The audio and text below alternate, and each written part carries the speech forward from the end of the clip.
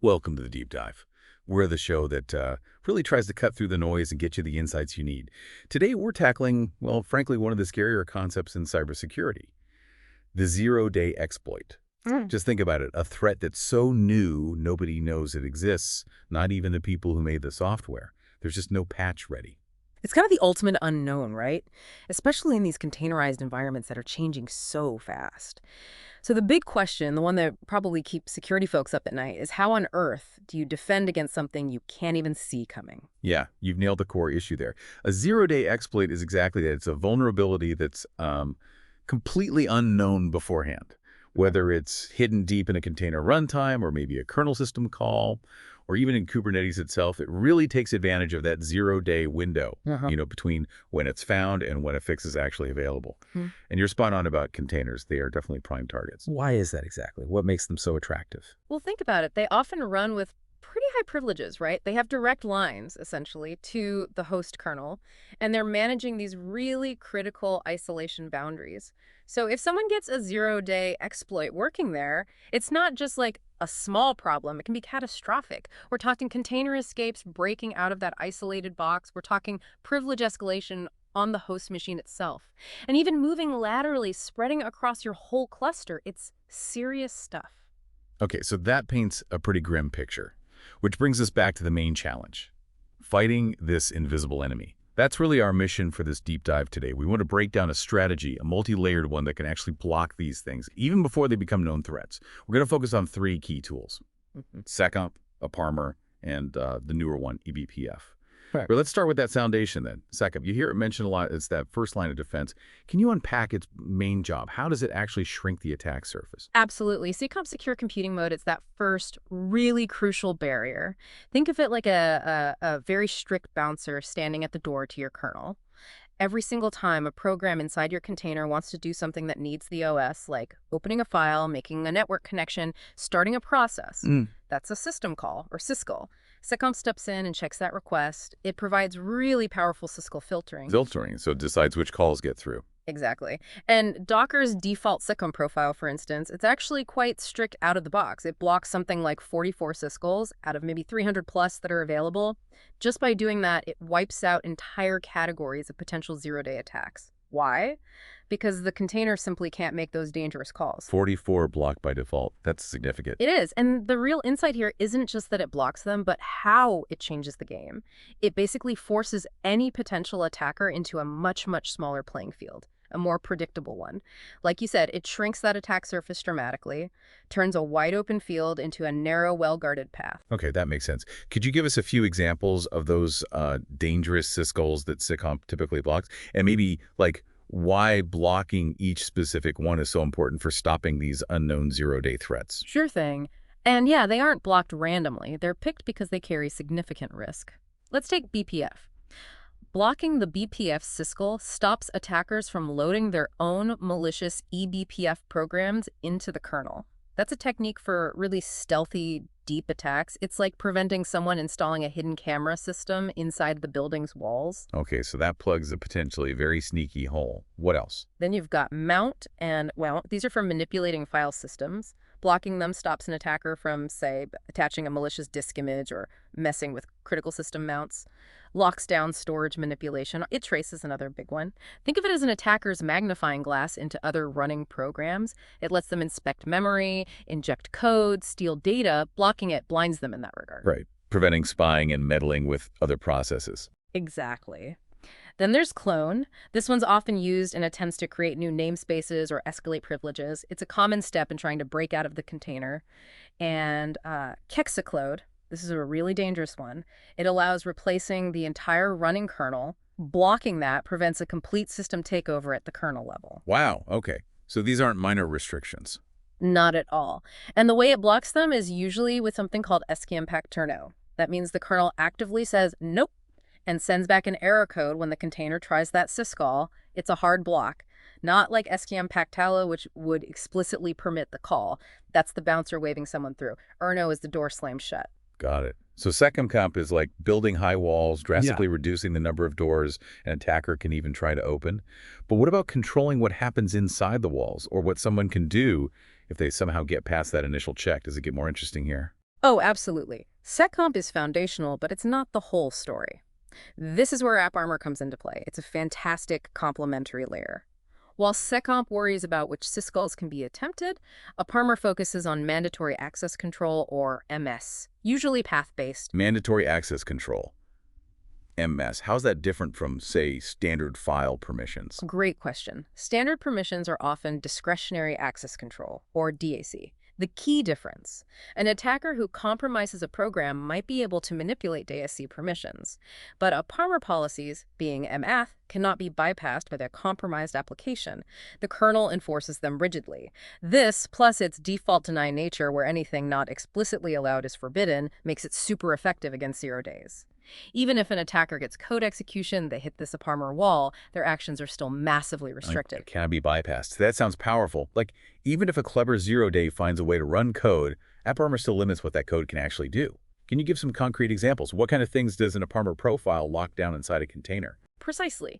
It builds a strong cage around the process. For example, AppArmor profiles typically deny write access to critical system paths. Think proxies or sys where kernel parameters live. You don't want containerized apps messing with those. It also protects sensitive files, denying read access to, say, etc shadow where password hashes are stored, or denying write access to etc password. Basic hygiene, but enforced mandatorily. Makes sense. What about networking or special permissions? Yep, it covers those too. It can deny low-level network access, like network raw or network packet, preventing things like packet sniffing or forging. It also strips away dangerous Linux capabilities that a container might not need but could be abused. Things like setadmin, sysmodule for loading kernel modules, or decoverride, which lets processes ignore file permissions. And similar to seccomp's goal, it often prevents mount and pivot root to further harden the file system view. So the bottom line is, even if a 0 day gets code execution, the AppArmor profile acts like a straitjacket, severely limiting the blast radius. Okay, so we have seccomp filtering the what, syscalls, and AppArmor controlling the where and how, paths, capabilities. Pretty static rules, though, right? You mentioned eBPF. How does that take things to the next level? Is this where the defense gets, like, dynamic and adaptive? This is exactly where it shifts from static rules to dynamic adaptive defense. eBPF, LSM hooks. LSM stands for Linux Security Modules. These hooks have been around since after kernel 5.7 or so.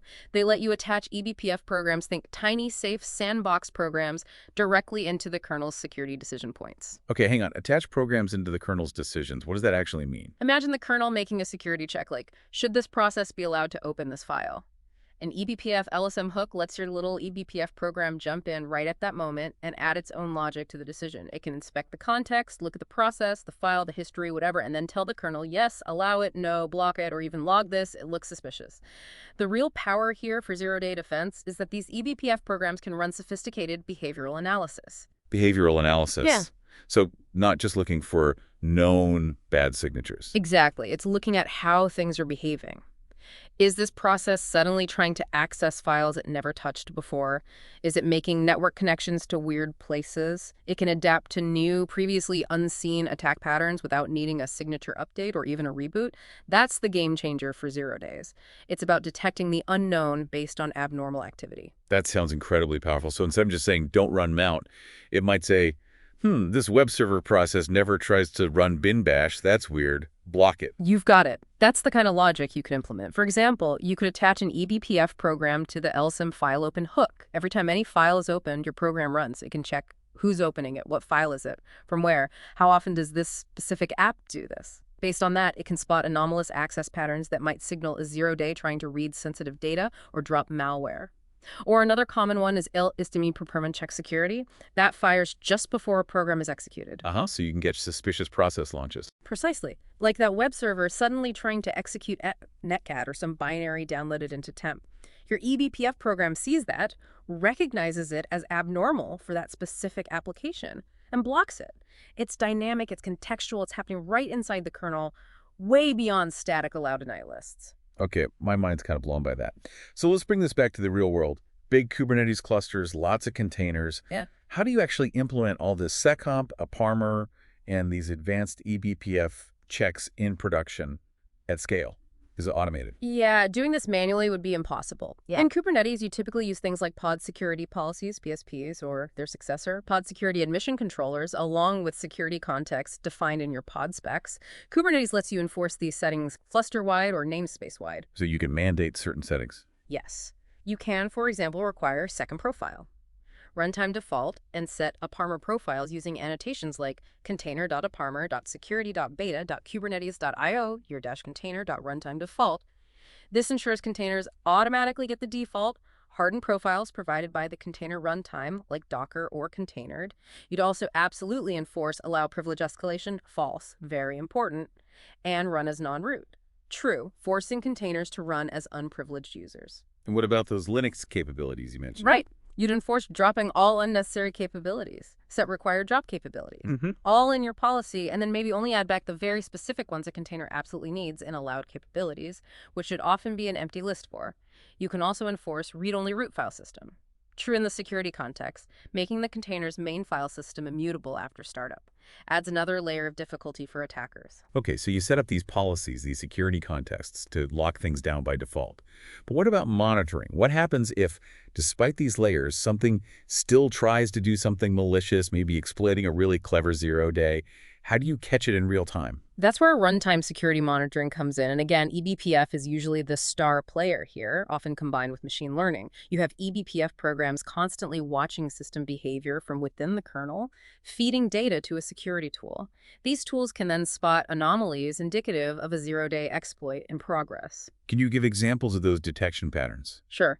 Let's say an attacker tries privilege escalation. An eBPF program monitoring capability checks via security capget might see an unexpected attempt to gain sysadmin. That triggers an alert, maybe even blocks the attempt. Or container escape. Maybe the exploit tries to remount parts of the host file system inside the container.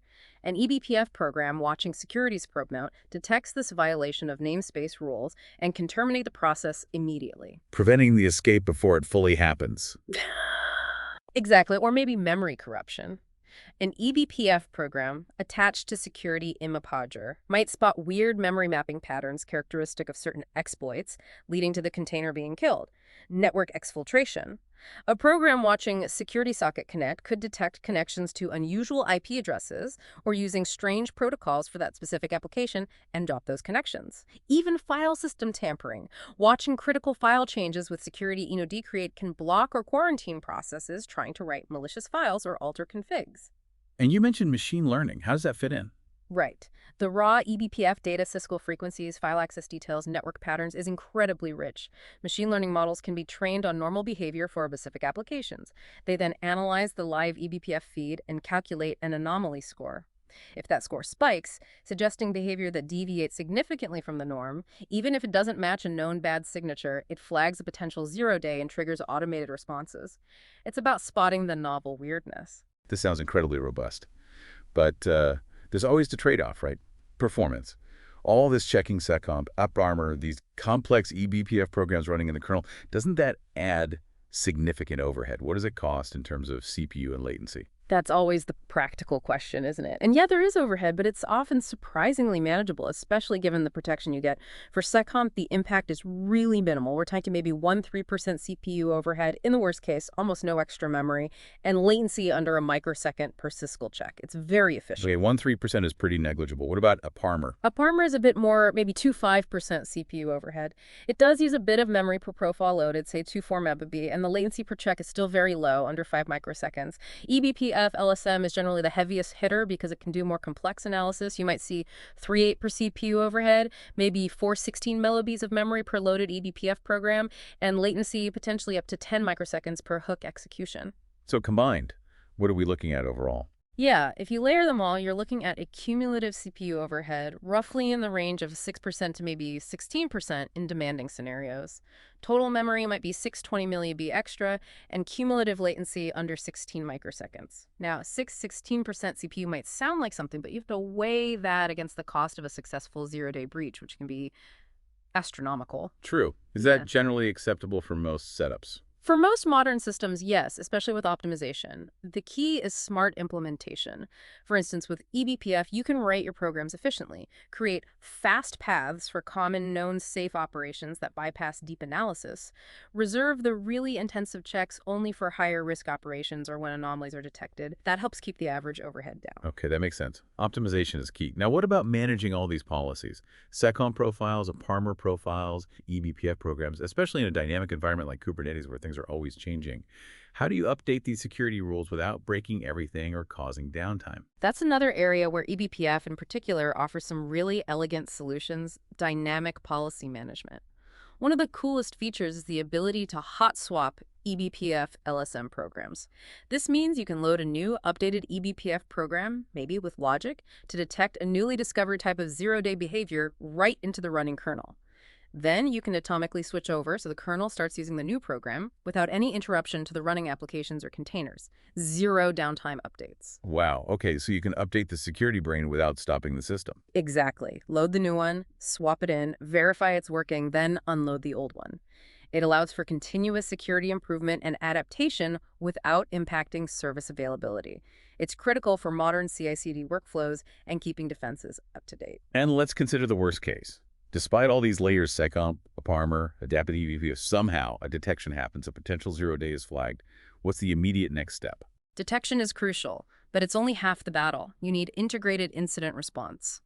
This is where security tools like Falco or others that consume eBPF data really shine. When that eBPF LSM hook detects something suspicious, maybe that weird process name, or anomalous file access pattern signaling a zero-day puck, it doesn't just log it. It can trigger automated actions immediately. Like what kind of actions? Things like automatically isolating the affected container from the network to stop any lateral movement or data exfiltration. It could trigger a forensic snapshot of the container's state memory, processes, files for later analysis, obviously sending high priority alerts to the security team, and maybe kicking off a predefined incident response workflow or playbook. The goal is rapid containment, minimizing the damage, and gathering the evidence needed to understand the attack and improve defenses further. Turn a potential fire into a controlled burn. It really paints a picture of a much more robust and dynamic defense system. It's fascinating how seccomp, AppArmor, and eBPF LSM work together. It's not just one thing, is it? It's truly defense in depth. Each layer covers potential gaps in the others. That's exactly it. It's about building that resilient stack. Relying on just one technique leaves you vulnerable, but together, it's much stronger. If you want to build truly resilient zero-day defense for containers, there are maybe 5 key things that really stand out from our discussion. Okay, let's hear them. The takeaways. First, you absolutely need that comprehensive syscall filtering with seccomp. Reducing the fundamental attack surface is step 1. Second, mandatory access control via AppArmor. Policies that compromised processes cannot bypass. That containment is vital. Third, real-time behavioral analysis using eBPF LSM hooks. That's your adaptation engine, detecting the novel and unknown. Fourth, automated policy management, especially the zero downtime updates with eBPF to keep defenses current without disruption. And fifth, integrated incident response. Fast, automated containment and analysis when something is detected. That really summarizes it well. It feels like this combination fundamentally changes the posture for containers. They go from being maybe attractive targets for 0 days to these hardened, constantly watched environments. It's a real shift, isn't it? Moving away from just reacting to known threats and instead proactively hunting for and blocking novel attacks based on behavior. It really is a paradigm shift Yeah. towards proactive, behavior-based defense. So for you listening, the learner thinking about this, what could this multi-layered adaptive approach mean for the future of cloud security? And beyond 0 days, what other kinds of unknown unknowns out there might this type of proactive behavioral defense help us tackle down the road? Something to think about. That's all for this topic. Stay tuned for the next DevOps Cloud interview question.